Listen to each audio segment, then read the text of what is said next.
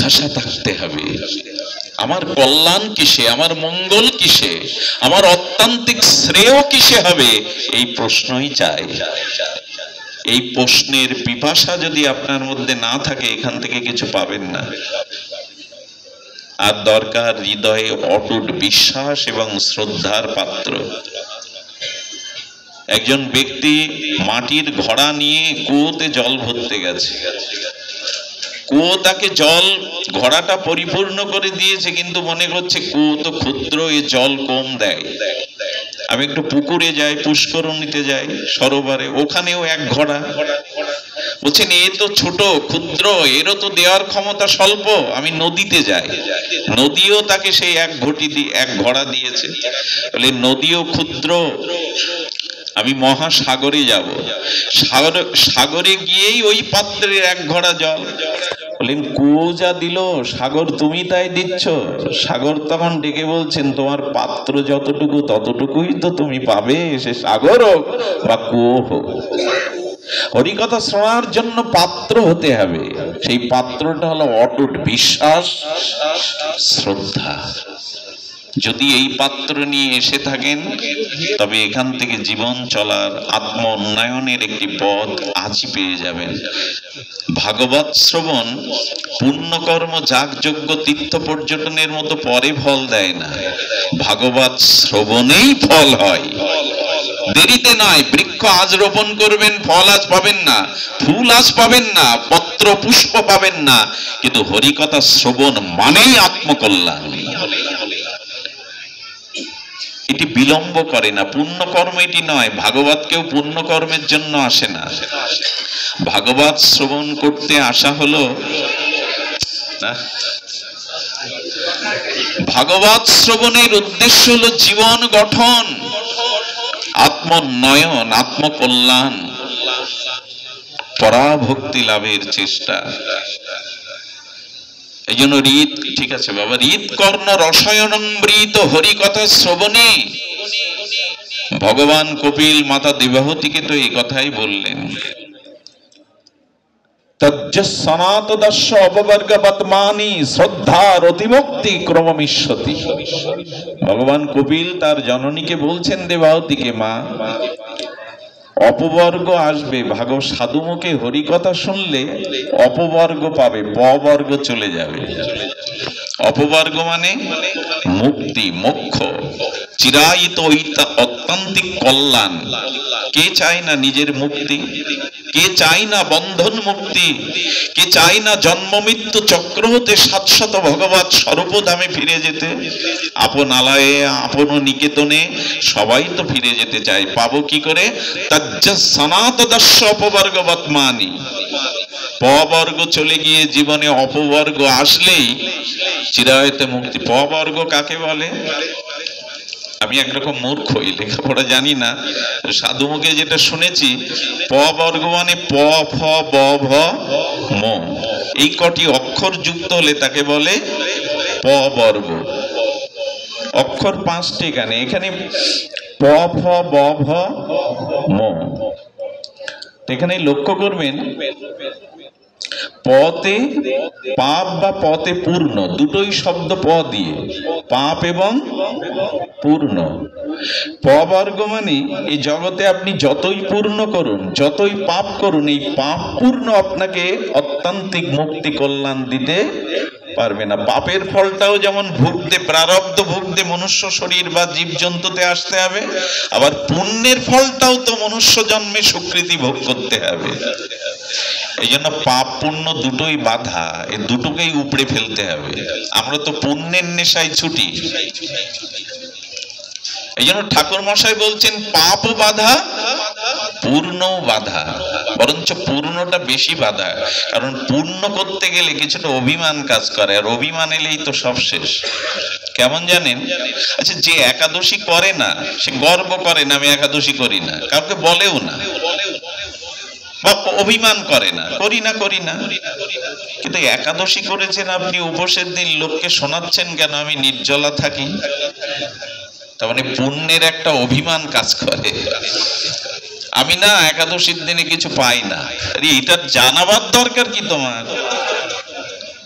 পূর্ণ আরো বেশি বাধা, পূর্ণতে অভিমানটা প্রকট হয় বেশি। আমি পুণ্য কর্ম করি। একটা পাখিকে যদি আপনি সোনার খাঁচায় আর একটা পাখিকে যদি লোহার খাঁচায় আবদ্ধ করেন, দুটোই তো সমান দাঁড়ালো। সোনার খাঁচায় পিঞ্জরে আবদ্ধ পাখি যদি লোহার খাঁচার পাখিকে বলে আমি কত ধন্য, দেখ আমি সোনার খাঁচায় বন্দি, বন্দি তো বন্দি। এই জন্য দয়া করে ভাগবতে পূর্ণ হয় না, ভাগবতে ভক্তি হয়। ক্রমে ক্রমে প্রেম ভক্তি আসে। ভাগবত কোনো সাধারণ অনুষ্ঠান নয়, কোনো যাগযজ্ঞ ক্রিয়া নয়। এই জন্য বলছেন প বা দুটো প দিয়েই পাপ বা পুণ্য, এই দুটো থাকলেই আটকে যাবে। তবে হ্যাঁ, পুণ্যের প্রয়োজন কেন? পাপের যে কাঁটাটা ফুটেছে ওটা পুণ্যের কাঁটা দিয়ে তোলো, দুটোই কাটা, এবার দুটোই ফেলে দাও। পরপরে প বর্গে কি অক্ষর আছে? প এবং পরে ফ। বলে পাপ পুণ্যর ফল ভোগ করতে তোমাকে বারবার আসতে হবে।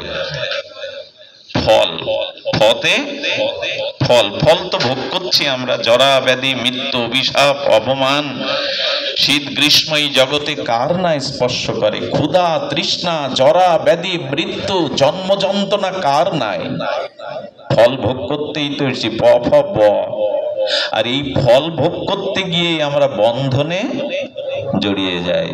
বতে হলো বন্ধন, ব ফ ব ভ। আর ভয়তে তো ভয় আমাদের পিছু ছাড়ে না। এই বুঝি রোগ এলো, এই বুঝি দুঃসংবাদ এলো।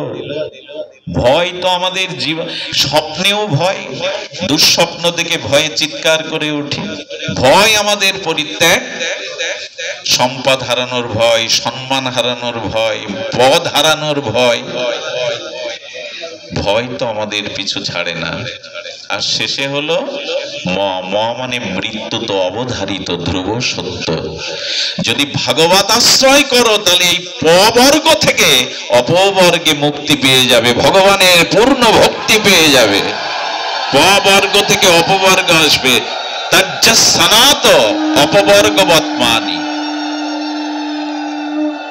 এসব থেকে মুক্ত হতে পারবে যদি শতাং প্রসঙ্গ নাম সাধুমুখে হরিকথা শ্রবণ করো। এটা হৃৎকর্ণ রসায়মৃত। এই জন্য ভূমিকাতে বলবো হরিকথা শ্রবণ আমাদের একান্ত প্রয়োজন, জিজ্ঞাসা আমাদের একান্ত প্রয়োজন। কেন প্রয়োজন জানেন? হরিকথা সাধু সঙ্গে দৃষ্টান্ত মনে আসলো, অপূর্ব মার্মিক দৃষ্টান্ত, হৃদয় স্পর্শী। আচ্ছা, একটা লৌহখণ্ডকে 50 গ্রাম বা 100 গ্রাম আপনি জলে ছেড়ে দিন, নদীতে সাগরে বা পুকুরে, ভাসবে কি? কিন্তু 100 টন জাহাজটা ভাসে কি করে? ও তো আরো বেশি ডুবে যাওয়ার কথা। ক্ষুদ্র একটা লোহার শলাকা আপনি জলে দিবেন, ও কি ভাসবে? ভগবান বললেন এটা মৃত্যু সংসার, এখানে ডুবে যাবে তুমি।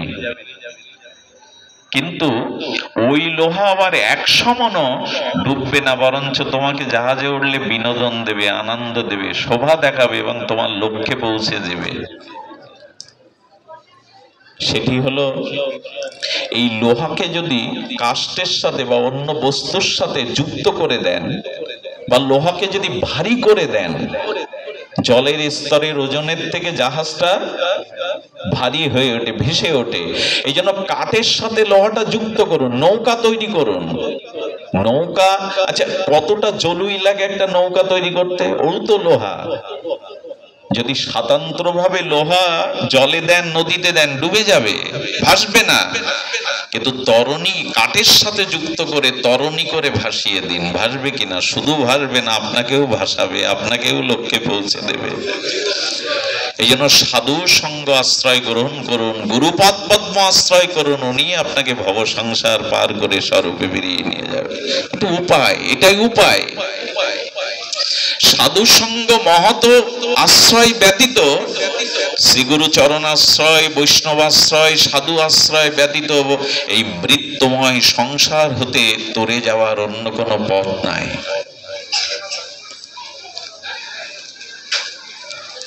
আমরা গুরু বন্দনায় গাই ভবরোগ ও বিনাশক শ্রী গুরুদেব। ভবরোগটা কি? রোগ তো অনেক প্রকার, ভবরোগ কি? এই পুনঃ পুনঃ জন্ম মৃত্যুতে আসাই হলো প্রকৃত ভব মানে সংসার, আর রোগ মানে পুনঃ পুনঃ জন্ম মৃত্যু। এই রোগ একমাত্র নিরাময় হতে পারে সদ্গুরুর চরণাশ্রয় করলে, সাধুগুরুর চরণাশ্রয় করলে। এছাড়া দ্বিতীয় কোনো পথ খোলা নেই। এবং আমরা এই পথ নির্দেশিকা অসতমা সদ্গময় তমসমা জ্যোতির্গময়, আলোর পথ পাচ্ছি না, অসত্য থেকে সত্যের পথে উঠতে পারছি না, তার কারণই মায়া। এবং এই মায়াও দূর হবে ভজন কারণে, সাধু সঙ্গে হরি কথাই ভজন গ্রহণ না করলে মায়া দূর হবে। আচ্ছা, মায়ার, একটু শান্ত থাকো মা, মায়ার পরিচয়টা একটু নেই আমরা। দুর্তর্যা মায়া, দুর্লঙ্ঘনীয় মায়া। ঠাকুর মশাই তো বঙ্গজননীর খুব স্পর্শ করে সরল ভাষায় জানিয়েছেন, ইহারে করিয়া জয় এড়ানো না। মায়াকে এড়াতে ব্রহ্মা পারে না, তো তুমি কি পারবে? আরে নারদের অবস্থা দেখো। দেবশ্রীপাদ নারদ শ্রী গোবিন্দকে বলছেন, তোমার মায়ার সাথে একটু সাক্ষাৎ করিয়ে দাও। বলে, মায়া মুক্ত হয়ে আবার মায়ার দিকে ফিরে চাইছো কেন? ওটে দেখতে চেও না। বললেন, প্রভু মায়াতে তো জীব আবদ্ধ, তুমি কৃপা করে একটু মায়ার স্বরূপকে আমাকে চিনিয়ে দাও, দেখিয়ে দাও। ভগবান তো ভক্তের বাসনা। আচ্ছা, ভগবান এবং ভক্ত দুজন যদি কোনো প্রসঙ্গ তোলে, ভগবান বলছে এটা আমি চাই, ভক্ত বলছে এটা আমি চাই, কার ইচ্ছা পূর্ণ হয়? ভগবান হেরে যায়। হরিদাসের আগে মহাপ্রভুর যাওয়ার কথা ছিল, যে হরিদাস আগে এসেছে, আমি আগে যাব, হরিদাস পরে যাবে। কিন্তু ভক্তের ইচ্ছার কাছে ভগবান মাথা নত করলেন, ভক্তের ইচ্ছাই জয়ী হয়। তো তদুপরি নারদের কথাতে ভগবান মায়াকে দেখাবার জন্য বললেন, চলো একটু ঘুরে আসি। এক নগর প্রান্তে এসে গোবিন্দ বলছেন, দেবর্ষি বড় পিপাসা লেগে, একটু জলের ব্যবস্থা করুন, শীতল পানীয় জলের। এই শুরু হয়ে গেছে, ভগবান আমাদের দেখাচ্ছেন মায়ার স্বরূপ। দেখো, নারদকে দিয়ে দেখাচ্ছেন। তো নারদ নগরে একটি গৃহে গিয়ে দেখছেন এক অপূর্ব সুন্দরী যুবতী দুয়ারে দাঁড়িয়ে, এখন মন মোহিনী রূপ, মনোহরা রূপ। জল চাইতে গিয়ে তার মুখবন্ধনে চেয়ে মায়ায় জড়িয়ে গেছে। নারদ তখন মনে করছে, আচ্ছা নারায়ণের পাশে তো লক্ষ্মী দেবী আছে, শিব ঠাকুরের পাশে তো পার্বতী আছে, রামচন্দ্রের পাশে আমার পাশে একজন থাকলে দোষ কি? মায়ার প্রভাব দেখো না, মনে এই বাসনা জেগেছে আমি বিবাহ করব। আরে দেবশ্রীপাদ নারদ, যার গায়ের বাতাস লাগলে জীব মুক্ত হয়ে যায়, সে বলছেন দেখুন যুক্তি খুঁজে বেড়ায়, মায়া সবসময় অন্যের যুক্তি খুঁজে বেড়ায়, আমি করলে দোষ কি? তার পিতার সাথে আলাপ করে বিবাহ করলেন, 12 বছর সংসার করলেন, 2-3টে সন্তানাদি হলো। গোবিন্দ দাঁড়িয়ে মায়া বোঝাচ্ছেন, 12 বছর কেটে গেছে, বউ ছেলে মেয়ে ঘর বাড়ি, নারদ ডুবে আছে, আর ভগবানের স্মৃতি নাই। ভগবান তার ভক্তকে তো বিনাশ হতে দেন না, ঝঞ্ঝাবাত শুরু করলেন। প্রকাণ্ড ঝড়ের দ্বারা ঘর গেল, এই টর্নেডোর মতো নারদের ঘর গেল। তার পুত্র কন্যা কোল থেকে বন্যার জলে ভেসে মারা গেল, স্ত্রীও ছেড়ে চলে গেল। কপাল চাপড়ে হাই হাই করছেন। হঠাৎ দেখলেন এক শীতল হস্ত স্পর্শ নারদের মাথায়। নারদ পেছনে ফিরিয়ে দেখে গোবিন্দ। বলে, 10 মিনিট আগে আমার জন্য জল আনতে গিয়ে কোথায় হারিয়ে গেছিল? বলে, প্রভু 10 মিনিট না তো 12 বছর, আমি তো সংসার করলাম, বিবাহ করলাম। বলে, মায়া দেখতে চেয়েছিলে, এটাই হলো মায়া। সংসার কিছু দেবে না আপনাকে, মায়া আপনাকে প্রহলিকা করবে, সুখ দেখাবে, অথচ সুখ নাই।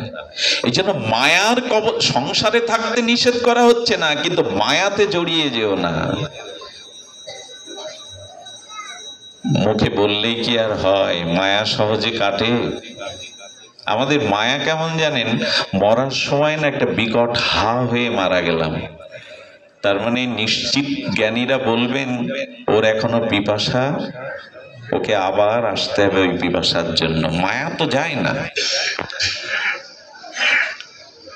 এই জন্য ইহারে করিয়া জয় এড়ানো না, সাধু কৃপা বিনা ইহার নাহি তো উপায়। নরোত্তম ঠাকুর বলছেন সাধু কৃপা, ভগবত কৃপা। দেখুন এখন আমরা তো সংসারী জীব, এখানে এখন মায়া আমাদের স্পর্শ করবে না। কোনো সাংসারিক চিন্তা, কোনো কামনা বাসনা, সংসারের কোনো দুশ্চিন্তা এখন আমাদের হৃদয়কে গ্রাস করবে না, কারণ এখানে মায়ার আসার কোনো অধিকারই নেই। পৃথিবীতে সব থেকে কঠিন কাজ এখন আপনারা করছেন, এই যারা দাঁড়িয়ে কি কষ্ট পাচ্ছে, সব থেকে কঠিন কাজ মানুষের কোনটি জানেন? এক ব্যক্তি 1-2 ঘন্টা কথা বলবে আর আপনি বিনা বাক্যে সেই কথা শ্রবণ করবেন, এর থেকে কঠিন কাজ পৃথিবীতে নাই। আপনি অন্য সময় এটা পারবেন না। এই যে বাবুরা বসেছেন তো, 2 ঘন্টা একজন কথা বলছে আর আমার পিপাসা, আমার শারীরিক কষ্ট, আমার অসুস্থতা ভুলে গিয়ে 2 ঘন্টা নীরবে একটা মানুষের কথা শোনার মতো কঠিন কাজ দ্বিতীয় পৃথিবীতে নাই। সেটাও এখন আনন্দে করছেন, এর কারণ এখানে মায়া নাই।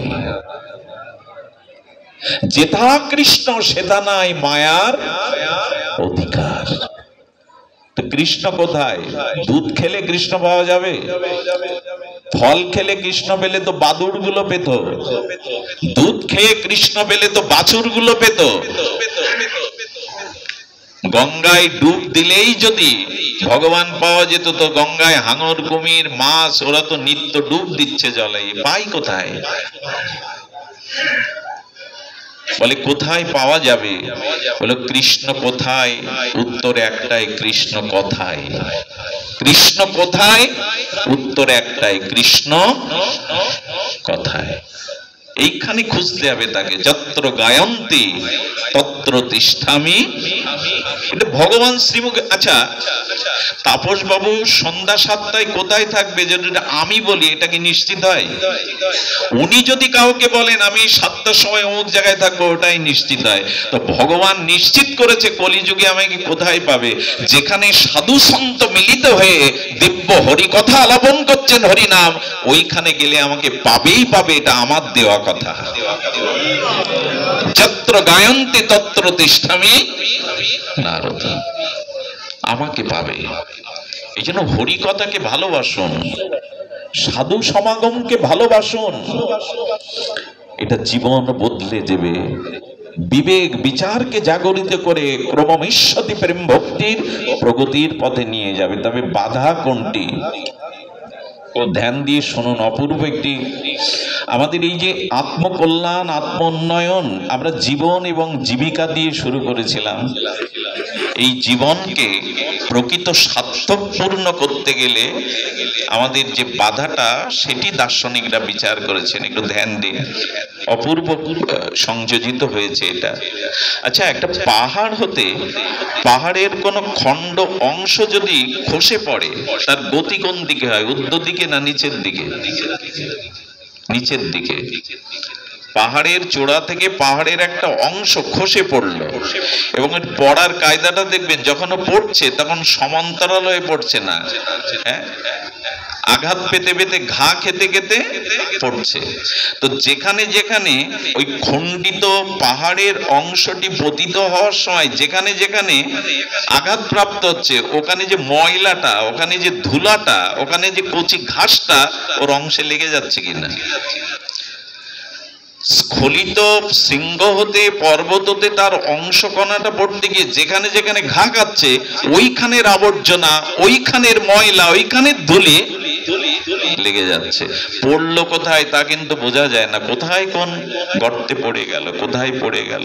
তেমনি না, আমিও অমনি করে অনেক জন্ম ধরে পড়ে যাচ্ছি। কত জন্মই হয়েছে আমার, কত জন্ম আসা যাওয়া করছি। আর যে যে জন্ম নিয়েছি, 30 লক্ষ পশু জন্মে, 20 লক্ষ বৃক্ষজনী, এই জন্মে যেখানে যেখানে ঘা খেয়েছি, তার সংস্কারটা আমার ভেতরে লেগে রয়েছে। ওই যে পাথরের অংশটা পড়তে গিয়ে যেখানে সে ঘা খাচ্ছে, ওইখানের ধুলা, ওখানের ময়লাটা, ওইখানের ঘাস বা তৃণটা, লতাপাতা তার ওর ভিতরে সংস্কার লেগে পড়ছে। আমরাও পড়তে পড়তে পড়তে জন্ম জন্মান্তরের ভোগ কামনা বাসনা এই সংস্কার নিয়েই পতিত হয়েছি, পড়েই তো গেছি, ঊর্ধ্বে তো উঠতে পারিনি। এখন বিবেচ্য বিষয় হলো, আলোচ্য বিষয় হলো আমাদের মধ্যে ওই ময়লা পাঁচটি। খুব ধ্যান দিয়ে শুনতে হবে। ঋষিরা দার্শনিক বিচার করেছেন, অভূতপূর্ব একটি দার্শনিক বিচার।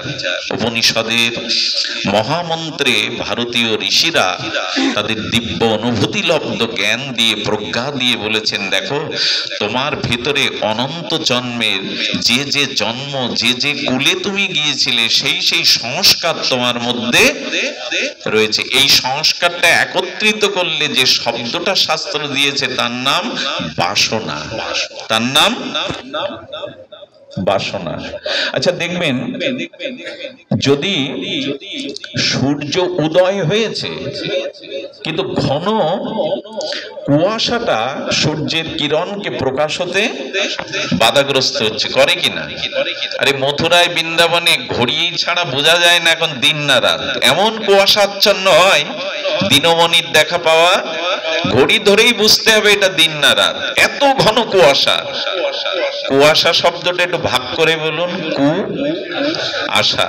তেমন আমাদের ভেতরে এই অনন্ত জন্মের কুসংস্কার, ভোগবাসনা, এটা বাসনা রূপে ভগবানের ভক্তিকে বাধা দিচ্ছে কুয়াশার মতো।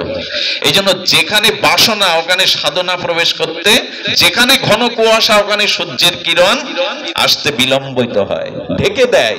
তখন যেখানে যেখানে যত বেশি বাসনা ওখানে সাধনা পৌঁছাতে পারে। আমাদের সাধন ভজন হয় না কেন, রুচি হয় না কেন? বলে বাসনা আছে তাই। এই বাসনাই হলো সাধনার অন্তরায়, বাধা। কৃষ্ণ নামে রুচি হয় না, হরি কথাতে রুচি হয় না, বিগ্রহ দর্শনে রুচি হয় না, ধামে রুচি হয় না, ভগবানের রূপে রুচি হয় না, লীলাতে রুচি হয় না। এর একটাই কারণ, কু আশা সূর্যের কিরণকে আচ্ছাদিত করে রেখেছে। সাধনাটা আসছে না স্বাভাবিকভাবে বাসনার জন্য। এখন আজকের আমাদের আলোচ্য বিষয়, এই বাসনা কি করে দূর হবে। বাসনা অনেক প্রকার। এই যে জন্ম জন্ম ঘা খেতে খেতে সংস্কার নিতে নিতে চলে এসেছি না, এই বাসনা 5 ভাবে ভাগ করেছে ঋষিরা। প্রথম বাসনাটা কি জানেন? এটা শুনতেই হবে আপনাদের, অনুরোধ করছি। প্রথম বাসনাটা জীবের মধ্যে, সেটি হলো অহংকার বাসনা। এটাতেই আমরা আটকে গেছি, সেটি হলো অহংকার। অহংকার বাসনা। দেখুন, জীবের ভগবত প্রাপ্তির, প্রেম ভক্তি প্রাপ্তির সব থেকে বড় বাধা হলো এই। একটু দৃষ্টান্ত নেন। অহংকার ও বিমূঢ়াত্মা, গীতায় ভগবান বলছে যার ভিতরে অহং আসে, অহং আসে কয়েকটি কারণে। উচ্চ কুলে জন্মালে, খুব বেশি বিদ্বান হলে, খুব বেশি ধন ঐশ্বর্য থাকলে, খুব বেশি রূপ থাকলে, যার যেটা আছে অহংকার। আচ্ছা, অহংকারের পরিভাষা কি? খুব ধ্যান দিন। আগে হাত জোড় করেছি শব্দটি আপনাদের হৃদয়ে যাতে পৌঁছায়। অহংকার মানে কোন পরিস্থিতিতে, কোন স্থানে কেউ যখন আমাকে ছোট করে, কেউ যখন আমাকে ছোট করে, সেই ছোট করা অবস্থাতে আমি ওই ছোটটা মেনে নিতে পারি না, এটার নামই হলো অহংকার। কোন পরিস্থিতিতে, কোন অবস্থানে, কোন ব্যক্তি বিশেষ পরিস্থিতিতে যদি সেখানে আমি ক্ষুদ্র হয়ে যাই, ছোট হয়ে যায়, ওটা আমার মেনে নেওয়াতে আসে না, এরই নাম হলো। কেমন জানেন? নারদের হাতে দুটো মালা, একটা উত্তম মালা, একটি অধম মালা। আরে দুর্যোধন বলছে ঘুরছো কেন? উত্তম মালা তো আমার গলায় দেওয়া উচিত, আমি হস্তিনাপুরের যুবরাজ, এই আমার গলায় মালা দাও। তার মানে আমি ছোট হতে চাই না। এই যে ছোট না হওয়ার প্রবল যে বাসনাটা ভেতরে, এরই নাম অহংকার। এই অহংকার দেখবেন কোন অবস্থাতেই কেউ কখনো এই যে ছোটতা, নিচুতা, ছোটতা এটা মেনে নিতে পারে না, তখনই তার অভিমান কাজ করে। অহংকার যদি কারো মধ্যে আসে, প্রবল ক্ষতি হয়ে যায়, সে বিমূঢ় হয়ে যায়। অহংকার ও বিমূঢ় আত্মা, তার চেতনাটা মূর্খতা পায়। কেমন জানেন? আহা, 12 হাত দ্রৌপদীর শাড়ির কাপড়, শত হস্তির বল, যে দুঃশাসনের হাতে, দুর্যোধনের হাতে শাড়িটা টেনে শেষ করে পাচ্ছে না, শাড়ির স্তূপ হয়ে যাচ্ছে, অথচ ওই মূর্খের কাণ্ডজ্ঞান নেই, শাড়ি জোগাচ্ছে কে? অহংকার যেই আসবে নিজের উপরে, সেই ভগবানের লীলাকেও পর্যন্ত আপনি বুঝতে পারবেন। অহংকার অন্যকে বুঝতে দেয় না, অহংকার অন্যকে বড় হতে দেয় না, এরই নাম অহংকার। আর এটাই ভজন সাধনের পথে সব থেকে বড়। আমি বড় ব্যাখ্যাতা, আমি বড় পণ্ডিত, আমি বড় বক্তা, এই আমি ধনী মানি, এই যে আমাদের অহংকার বাসনা, এই অহংকার বাসনা আমাদের বিমূঢ় করে দেয়। আচ্ছা, চিন্তা করতে পারেন, মন্দাদরীর মতো সতী বলছেন, মন্দাদরীর মতো সতী বলছে রাম সাধারণ নয়, রাম ভগবান। বিভীষণ বলছে দাদা উনি পূর্ণ ব্রহ্ম ভগবান। রাবণ কি বোকা? রাবণের মতো পণ্ডিত, অদ্বিতীয় পণ্ডিত কেউ নাই। বেদজ্ঞ রাবণ, অত বড় তপস্যা রামও করেনি, ভগবানও করেননি এত বড় তপস্যা। সেই রাবণকে তার স্ত্রী বলছে উনি ভগবান, পূর্ণ ব্রহ্ম। বিভীষণ বোঝালো, কুম্ভকর্ণ বোঝালো যে রাম সাধারণ নয়, রাম ভগবান। মেঘনাদ পর্যন্ত বলল এরা সাধারণ দুটো মানুষ নয়, এরা পূর্ণ ব্রহ্ম ভগবান পিতা, মেনে নাও। কারোর কথা মেনে নিয়ে রাম নামটাও একবার মুখে নেয়নি রাবণ। কি বলতো জানেন? তপস্বী, বনবাসী। বনবাসীর খবর কি, তপস্বীর খবর কি? রাবণের পতনের একটাই কারণ, রাবণের অহংকার। রামকে মানেইনি। দয়া করে নিজের মধ্যে কোনো গর্ব, অহংকার যদি এই পথে থাকে, আপনার পথ রুদ্ধ। আচ্ছা, এই যে অহংকার বাসনা, এই অহংকার বাসনা দূর করার উপায় কি? ভাগবত শুনতে হবে এটাই। এই বাধাগুলিকে, অন্তরায়গুলিকে দূর করবার উপায় হলো অহংকার বাসনা দূর করতে হবে। আচ্ছা, লোহাকে কাটতে হয় কি দিয়ে? লোহা দিয়ে। লোহাকে কাটতে হয় লোহা দিয়ে। বিষের নিষ্ক্রিয়, বিষ দিয়েই করতে হয়, এটাই নিয়ম। কাটা দিয়েই কাটা তুলতে হয়। তাহলে অহংকার বাসনা দূর হবে কি করে? সমর্পণ বাসনা দিয়ে। বোঝা গেল? সমর্পণ মানে, হে প্রভু, আমি তোমার চরণে আমি নত হলাম, আমার অহংকারকে চোখের জলে আমি ডুবিয়ে দিলাম। এই যদি সমর্পণ করতে পারেন শ্রেষ্ঠের কাছে, তখন অহংকার আর মাথা চাড়া দেবে না। সমর্পণ মানে কি জানেন? শিষ্যস্তে মাং সাধিবাং তাং প্রপন্নম। অর্জুন তো ভগবানের বন্ধু, কিন্তু বলছে কেন? আমি তোমার শিষ্য, তোমার চরণে। এই অর্জুন যতক্ষণ শরণ না নিলেন, গোবিন্দ মুখ খোলেননি। তোমার নিজ শক্তির উপরে, তোমার স্বাতন্ত্র ক্ষমতার উপরে যতক্ষণ অহংকার আছে, ততক্ষণ ভগবান মুখ খুলবে না, তোমায় কৃপা করবে না। নত হও। এটা খুব মার্মিক কথা। অহংকারটা নত করে দিন। বিশ্বকবির ভাষায়ও বলতে পারেন, আমার মাথা নত করে দাও হে তোমার চরণ ধুলার তলে। আমার সকল অহংকার ডুবাও হে চোখের। এ ভাষা ভাষা না, এটাই বেদের ভাষা, এটাই উপনিষদের মন্ত্র। নত হতে শিখুন, না হলে উন্নতি কোনোদিন আসবে না। অহংকারকে সমর্পণ করে দিন। এর একটাই মন্ত্র, হৃদয়ে যদি লিখে নিয়ে যেতে পারেন, কবিরাজ কৃষ্ণ গোস্বামীর অনবদ্য স্বর্ণাক্ষরে লেখা চৈতন্য চরিতামৃতে অহংকার দূর করার এই দুটি মাত্র মন্ত্র, আপনারে হীন জ্ঞান অযোগ্যতা বুদ্ধি, ইহাতেই প্রেম ইহাতেই সর্ব সিদ্ধি। নিজেকে অযোগ্য মনে করা, আমার থেকে মাদার তেরেজা একবার বাংলাদেশে এসেছিলেন। সাংবাদিকরা প্রশ্ন করলেন, বিনয় কাকে বলে? বলে, আমার সম্মুখে আমি যাকে দেখবো আমার থেকে সে কোনো না কোনো গুণে উত্তম, এই ভাবনাটা আসার নাম বিনয়। একটা ঝাড়ুর দিকে তাকান, আমাদের একজন আচার্য ছিলেন, তিনি ঝাড়ুটা বুকে নিয়ে কাঁদলেন, ঝাড়ু তুই তো ময়লা আবর্জনা সাফ করিস, পরিষ্কার করিস, আমার হৃদয়ের আবর্জনা যে আমি আজও পরিষ্কার করতে পারলাম না। আরে কবিরাজ কৃষ্ণ গোস্বামীর মতো, যিনি গোস্বামীদের অন্যতম, যদিও নিজের নাম গোস্বামীর পৃষ্ঠায় তিনি নিজে লেখেননি, তিনি বলছেন, পুরুষের কীট হইতে মুইষে লঘিষ্ঠ, জগায় মাদায় হইতে মুইষে পাপিষ্ঠ। কবিরাজ কৃষ্ণ গোস্বামী বলছেন, আমি পুরী সত্তার মলমূত্রের কীটেরও থেকে অধম। কোথায় নেমে গেছে দেখুন। আচ্ছা, মেনে নেবেন কবিরাজ কৃষ্ণ গোস্বামী, যিনি চৈতন্য চরিতামৃতের লেখক, তিনি বলছেন আমি পুরুষের কীট হইতে লঘু।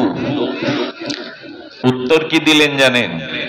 উত্তর দিলেন, মলমূত্রের কীটগুলো মলমূত্রকে, তার দূষিত অংশকে মাটিতে রূপ দিয়াতে পারে।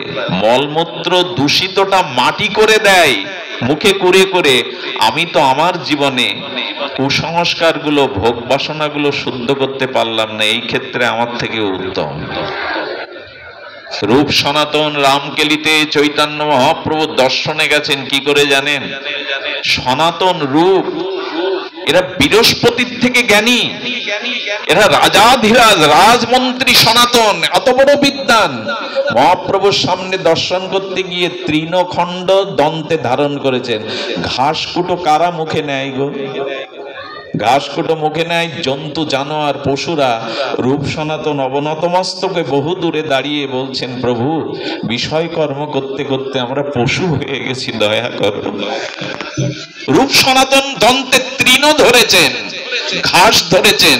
আর চৈতন্য মহাপ্রভুর বিনয় কি দেখবেন? প্রকাশানন্দ সরস্বতীর সবাই, যেখানে ভক্তরা পদস্খলন করে মাটিটা কাদা হয়ে গেছে, গৌর সুন্দর ওখানে প্রণাম করে বসে পড়লেন। ওনার জন্য আসন তৈরি করা ছিল। প্রকাশানন্দ সরস্বতী, যার ভেতরে ব্রহ্ম তেজ প্রকাশ হচ্ছে, তিনি বললেন, শ্রীপাদ আপনি নারায়ণ সম, আপনি কেন হে ওই মাটিতে বসলেন? আপনার জন্য আসন প্রস্তুত আছে। বললেন,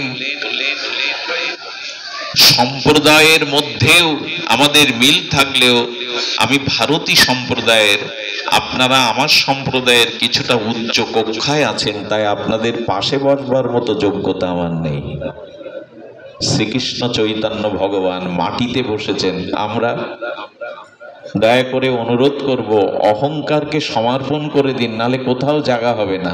আচ্ছা, অহংকারীকে ইতিহাস মনে রাখেন, আজ পর্যন্ত কারো ঘরের ছেলে মেয়ের নাম দুর্যোধন দুঃশাসন রাখতে দেখেছেন? কিন্তু অর্জুনের নাম পাবেন, যুধিষ্ঠিরের নাম পাবেন, নকুল সহদেব পাবেন, কারণ অভিমানী অহংকারীর চিহ্ন পর্যন্ত পৃথিবী রাখতে চায় না। দুর্যোধনের নাম কেউ রাখতে চায় না, কিন্তু অর্জুনের নাম রাখে। অহংকারী ব্যক্তির জায়গা কোথায় পৃথিবীতে? কোথাও জায়গা নাই। এই জন্য অহংকারটা কি করতে হবে? সমর্পণ করতে হবে। অহংকার বাসনা সমর্পণ বাসনায় রূপ নিতে হবে। লোহা দিয়ে লোহা কাটতে হবে। দ্বিতীয় বাসনাটা একটু ধ্যান দিন, বারবার বলছি ধ্যান দিন। দ্বিতীয় আমাদের ভিতরে যে ময়লাটা জমে আছে, কুসংস্কারটা জমে আছে, তার নাম হলো ভোগ বাসনা। 5টি বাসনা বলবো, তার মধ্যে অহংকার বাসনা দ্বিতীয়টি হলো। এটা যায় কি আমাদের মধ্যে থেকে? ভোগ বাসনা যায়, অনন্ত প্রকারের ভোগ। আমার মনে হয় বিজ্ঞানীরা যদি কখনো তাদের বিজ্ঞান মনস্কতায় আকাশের নক্ষত্রের সংখ্যা গণনা করে বলতে পারে, সম্ভব, এটা হয়তো সম্ভব। পৃথিবীর ধূলিকণার সংখ্যাও হয়তো বিজ্ঞানীরা একদিন নির্ণয় করবে, কিন্তু মানুষের মনে কামনা বাসনার সংখ্যা নির্ণয় করা সম্ভব না। আমাদের ভেতরে কি চাই, কত কামনা বাসনা। এই ভোগ বাসনাটা পূর্ব জন্মের পশু তো ছিলাম, হিংস্র জীবজন্তু ছিলাম, এইসব জলচর স্থলচর এদের ভোগ বাসনাটা, বাবা বারবার হাত দিও না, এই ভোগ বাসনাটা আমার ভিতরে আছে। তাহলে ভোগ বাসনা জয় করতে হবে কি দিয়ে? যদিও একটু কটু কথা, কর্কশ জিনিস এটি, মানে একটু তিক্ত কথা, একটু আমরা লীলা শুনবো পরে, ভাব আসবে পরে, কিন্তু আগে তত্ত্ব চাই, আগে দাঁড়ানো চাই। ভিতটা ভেতরে বাসনা না গেলে সাধনা আসবেই না। ও সাময়িক ভাব আসবে, আবেগ আসবে, কিন্তু ও দিয়ে কৃষ্ণ ভক্তি হবে না। এই জন্য আসুন আমরা লক্ষ্য করি, ভোগ বাসনাকে জয় করতে গেলে কি করতে হবে? ঋষিরা বলছেন, বৈদিক সনাতন সভ্যতায় আর্য ঋষিরা তাদের ভজন অনুভূতি, অপরোক্ষ অনুভূতি দিয়ে বলছেন ভোগ বাসনা ত্যাগ করার উপায় ত্যাগ বাসনা দিয়ে। দুটোই বাসনা, ত্যাগের দ্বারা ভোগ বাসনা জয় করো। ত্যাগতেন ভুঞ্জতে, ভোগ করো তবে ত্যাগের বিনিময়ে ভোগ করো। ত্যাগ না হলে কিন্তু ভোগ কখনো যাবে না। একটা জিনিস দেখবেন, এই ত্যাগাৎ শান্তির অন্তরাম, গীতায় বলেছে মানুষ শান্তি পেতে পারে একমাত্র যদি ত্যাগের মন্ত্রে দাও, নিজের যা আছে দিয়ে দাও। কেমন জানেন? আচ্ছা, কেউ যদি নদীতে, সাগরে জলে পড়ে যায়, তো সেই জলে পড়া ব্যক্তিটা যদি হাত দিয়ে মুখ দিয়ে জল নিতে থাকে, ডুবে যাবে না ভাসবে? যদি জল নিতে থাকে তাহলে ডুবে যাবে, কিন্তু ও যদি হাত পা ছুড়ে জলটাকে ছুড়ে ত্যাগ করতে চায়, ততক্ষণ জলের ক্ষমতা নেই যতক্ষণ হাত পা ছুড়বে। মজা দেখুন, জল ভেতরে নিতে গেলে ডুবে যাবেন, যদি চুপচাপ বসে থাকেন, নিজের মধ্যে জড়িয়ে থাকেন জলকে, আপনি ডুবে যাবেন। কিন্তু যতক্ষণ হাত পা ত্যাগ বা ছুটতে থাকবেন, জলকে ত্যাগ করতে থাকবেন, জলের ক্ষমতা নিয়ে আপনাকে ডোবাবে। সংকেত দিচ্ছে ভাগবত, জগতে যদি ত্যাগ করতে পারো তাহলে ভোগ বাসনা আর তোমায় ডোবাবে না, ত্যাগই তোমাকে রক্ষা করবে। কোথায় ত্যাগ আমাদের? শুধু আমার আমার। এই জন্য ত্যাগের মন্ত্র দীক্ষা না নিলে ত্যাগতেন ভুঞ্জতে, ত্যাগই হলো আমাদের জীবনে ভোগ বাসনা জয় করার একমাত্র উপায়। নিজেদের 5 জনের জন্য ঘরের রান্নাটা 5 জন অতিথিকে একদিন খাইয়ে দেখবেন, ত্যাগে কি সুখ তখন বুঝবেন। ঘরের মধ্যে 5 জনের রান্না কবজি ডুবিয়ে খাওয়ার থেকে 5 জন অভুক্ত অতিথিকে নিজেদেরটা খাইয়ে দেখবেন, আনন্দ। ত্যাগে ছাড়া এই পৃথিবীতে সবাই ত্যাগ করছে, চন্দ্র, সূর্য, বায়ু, নক্ষত্র, আকাশ সবাই ত্যাগ করছে, শুধু ভোগ বাসনা আমার ভেতরে আজও গেল না। আচ্ছা, ব্যাংকের ক্যাশিয়ার যিনি, তার যদি বাড়িতে অভাব থাকে, অর্থ অভাব থাকে, টানাটানি থাকে, রোগ শোক আছে, তিনি তো ক্যাশিয়ার, কোটি কোটি টাকা তার হাতের সামনে, ওই টাকা বাড়ি নিয়ে আসে তো? আসে কি? আসে না। এত টাকার প্রয়োজন, নেয় না কেন? এগুলি আমার নয়। গোবিন্দ বলছেন, এই ব্যাংক যদি এই সংসারটা ভাবো, ওখানে আমি তোমাকে কর্মচারী রূপে পাঠিয়েছি, আমার বস্তু তোমার ভেবে ভোগ করতে যেও না, ফাঁদে পড়ে যাবে। এই সংসারটা একটা অফিস আমার, ওখানে কলমটাও ক্যাশিয়ার বাড়ি নিয়ে আসে না, চেয়ার টেবিলটাও মনে করে এটা সরকারের, এটা অফিসের। ভগবান বললেন এই সংসারটাও একটা অফিস কক্ষ, এখানে কিছুটা দায়িত্ব পালন করতে গেছো, ভোগ করতে নয়। তোমার বলে তুমি দাবি করতে পারো না। বিশ্বকবি এই জন্য বলে দিলেন, আমার বলে যা পেয়েছি শুভক্ষণে যাবে, তোমার করে দিলেম যখন তারাও আমার হবে। আমার বলে যা পেয়েছে যখন তোমার করে দিতে পারবো, তখনই আর ভোগ থাকবে না। ভগবানকে ভোগ নিবেদন করলে ওটা প্রসাদ হয়ে ফিরিয়ে আসবে। তাহলে ভোগ বাসনা জয়ের উপায় কি মা? ত্যাগ বাসনা। একটু ত্যাগ করতে শিখুন না, আনন্দ পাবেন। ভোগ আর আপনাকে জ্বালাতন। আমাদের এই সনাতন ধর্মে ত্যাগের বড় ইতিহাস আছে। হরিশ্চন্দ্রের ইতিহাস খুঁজে দেখুন, আমাদের রামায়ণের দিকে তাকিয়ে দেখুন, এক সিংহাসনের জন্য রামচন্দ্র বনবাসে যাচ্ছে ভাইকে সিংহাসনে বসাবে বলে, আর সেই ভাই সিংহাসন না নিয়ে রামের পাদুকা পূজা করলেন 14 বছর। এমনি কি ভরতের কথা মনে রাখে? এমনি কি রামের কথা মনে রাখে মানুষ? ত্যাগের জন্য। সেদিন ঋষিমুনিরা এগিয়ে আসেনি, দেবতারা এগিয়ে আসেনি। যেদিন রাবণ সীতাকে হরণ করছে ভক্তি দেবীকে, সেদিন এক জটায়ু গৃধ সে এগিয়ে এলো। জটায়ু বাধা দিল, তুমি অধর্ম করছো রাবণ, আমি ক্ষুদ্র হলেও আমার পক্ষে ধর্ম আছে। এই রাবণকে চঞ্চু দ্বারা আঘাত করে ভূপাপিত করেছিলেন, কিন্তু রাবণ অন্যায় যুদ্ধে তার পাখা কেটে নিয়েছিল। যখন রক্তাক্ত গৃধ সীতা উদ্ধার করতে না পারার কারণে চোখে জল ফেলছে, একজন পাখি এসে বলছেন, আরে এটা করতে গেলে কেন? তিলক বিজয়ী, দেবতাদের ত্রাস, রাবণের সাথে তুমি যুদ্ধ করতে গিয়ে পাখা হারালে, এখন তো আর উঠতে পারবে না, এখন তার তীর্থে যেতে পারবে না, ভগবানের চরণে যেতে পারবে না। জটায়ু তখন হেসে হেসে বললেন, আমি ভগবানের কাছে যাব না, এখন ভগবানই আমার কাছে আসবে। আরে আমি ভক্তি রক্ষার জন্য, সীতা রক্ষার জন্য আমি ত্যাগ করেছি নিজেকে, এখন ভগবানের দায় আমার কাছে আসার। ধ্যান দিন, রাম গিয়েও ছিল, কি করেছিল জানেন?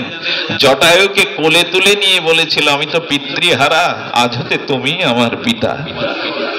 ঋষিমুনি কেউ এগিয়ে আসেনি, জটায়ু তুমি এসেছিলে। এই জন্য বুকে নিয়ে রাম ভগবান বলছেন, আজ থেকে তুমি আমার পিতা। একটা পাখিকে ত্যাগের মন্ত্রে প্রভু বুকে করে পিতার সম্মান দিলেন। ত্যাগ ছাড়া হয় কিছু? এই জগৎটা ত্যাগীদের জন্য। বীর ভোগ্য বসুন্ধরা, বীর কারা? যারা নিজের ভোগের সমাহার শুধু নিজের ভোগের জন্য না লাগিয়ে জগৎ ফুলগুলির দিকে তাকিয়ে দেখুন, আকাশের গ্রহ নক্ষত্রের দিকে তাকিয়ে দেখুন।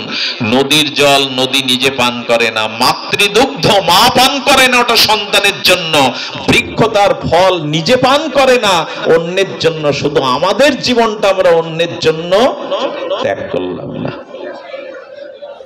এই জন্য ত্যাগ বাসনা দিয়ে ভোগ বাসনা জয় করতে হবে।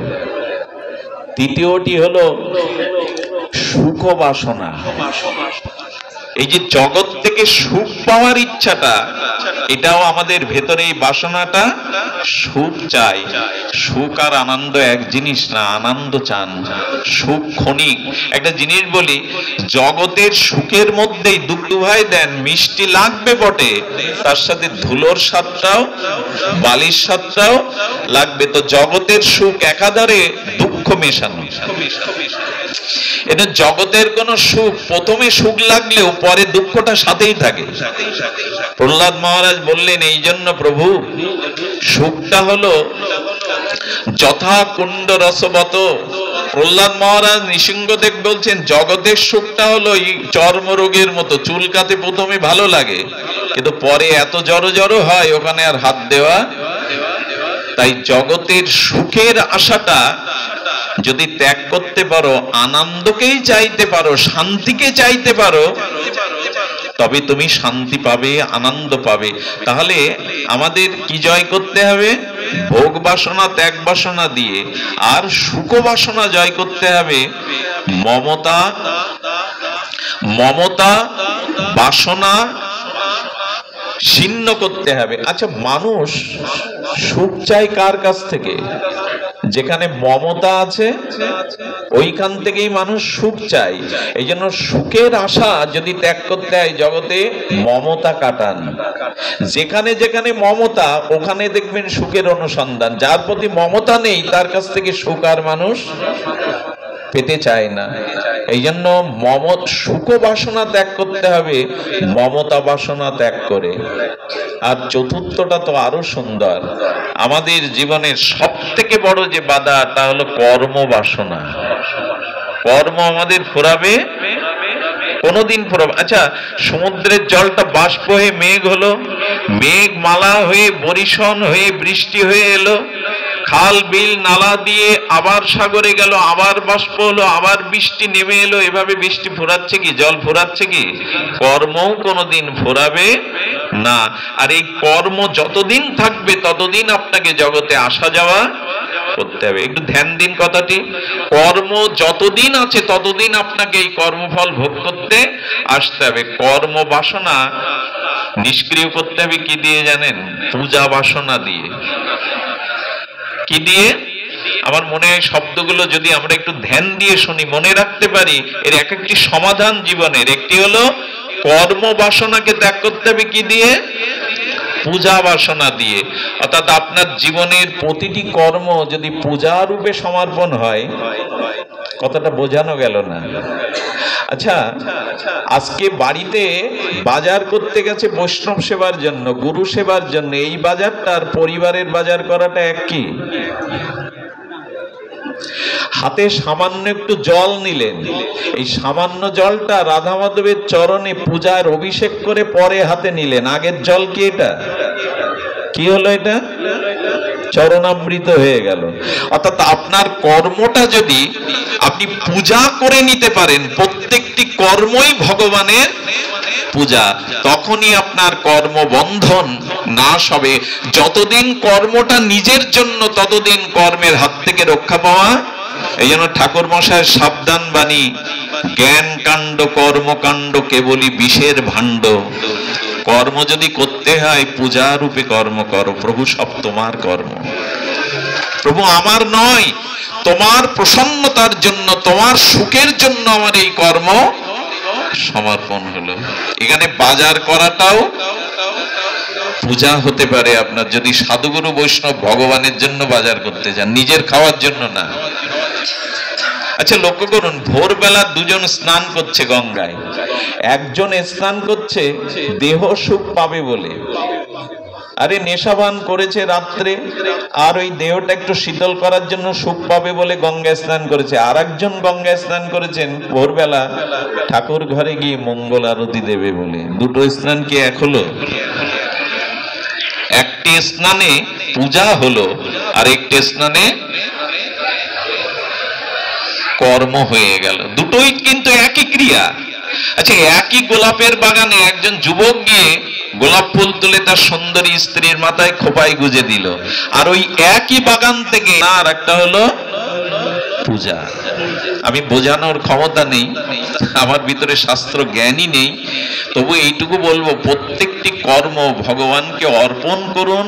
এই কর্ম যদি ভগবানের উদ্দেশ্যে, আচ্ছা রামচন্দ্র রাবণ বদের, ব্রাহ্মণ বদের কারণে অশ্বমেধ যজ্ঞ করতে হলো, আর হনুমান এতজনকে মারলো, এত রাক্ষসকে মারলো, কই তার বেলায় তো যজ্ঞ নাই। এই একটি কারণ, প্রভু আমি তোমার জন্য কর্ম করেছি, আমি তোমার জন্য কর্ম করেছি। নিবেদন করব, এই যে ভাগবত শুনতে এসেছেন, এখানে যদি সামান্য হৃদয়ে আনন্দ পান, এটাও পূজায় সমর্পণ করুন। এই আনন্দটা আমি ভোগ করব না, রাধারানী তোমার চরণে দিয়ে দিলাম, এই আনন্দ তুমি পাও, এটা পূজা হয়ে গেল। এই জন্য প্রত্যেকটি কর্ম পূজায় সমর্পণ হতে হবে, তাহলে কর্মবন্ধন হতে আমরা মুক্ত হব।